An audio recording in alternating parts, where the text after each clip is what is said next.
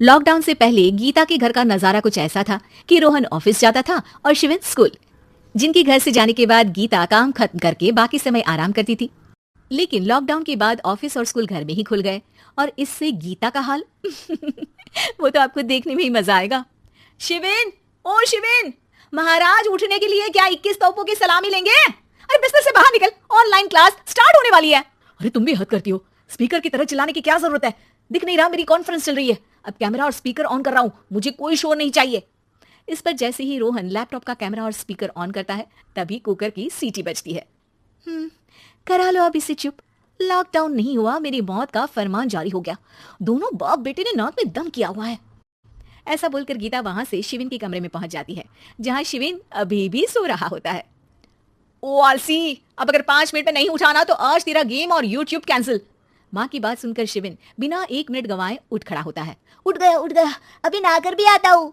ये नाटक कहीं और, मुंह पर गीला कपड़ा मार और पढ़ने बैठ। शिविन की ऑनलाइन क्लास स्टार्ट हो जाती है, जिस पर गीता उसे वहां बिठाकर रसोई में चली जाती है। थोड़ी देर में उसे कमरे से कुछ आवाज सुनाई देती है, जिसे सुनकर वो कमरे में वापस आती है। हाय राम, तुझे क्लास अटेंड करने के लिए बोला था, कैमरा ऑफ करके बिस्तर पर नाचने के लिए नहीं बोला था। मम्मी मुझे कुछ समझ नहीं आ रहा, आप बाद में पढ़ा देना ना, वैसे भी अटेंडेंस तो लगी गई है। हाँ बेटा, जरूर बन जा, तू अभी से हम सबका बाप बन जा। अरे नहीं मतलब कहाँ से लाते हो इतना दिमाग, और पढ़ाई करते हुए ये चला कहाँ जाता है? नाइस क्वेश्चन, दिमाग से पूछकर बता दूंगा। शिविन की बातों से परेशान होकर गीता उसे मारने के लिए जैसे ही आगे बढ़ती है तभी वो कमरे से बाहर भाग जाता है। अब शिविन आगे आगे और गीता हाथ में चप्पल पकड़े उसके पीछे पीछे। पूरे घर में दोनों घूम रहे होते हैं। इसी बीच वो रोहन के पास पहुंच जाता है और शिविन को मारने वाली चप्पल रोहन के लैपटॉप पर जाकर गिरती है। ओए माँ! मम्मी, आप पापा को चप्पल मार रही हो? वो आज तक के रिपोर्टर, चुपचाप जाकर क्लास अटेंड कर ले, नहीं तो अगली तेरे पीछे लगेगी। इस पर शिविन वहां से चला जाता है, जिसके बाद रोहन गीता से कहता है, इस सर्कस के लिए कुछ बोलना चाहोगी? अरे क्या करूं, जब से तुम दोनों घर में रहने लगे हो घर अपने आप ही सर्कस बन गया है और मैं तुम्हारी नौकर। कभी बेटी को संभालो तो कभी बाप के नखरे उठाओ। इन्हीं सब उथल पुथल में दिन बीतते रहते हैं, जिसमें हर रोज घर के अंदर कुछ नया सियप्पा खड़ा मिलता है, जो ज्यादातर शिविन और रोहन के ऑनलाइन स्कूल और ऑफिस से रिलेटेड ही होता है।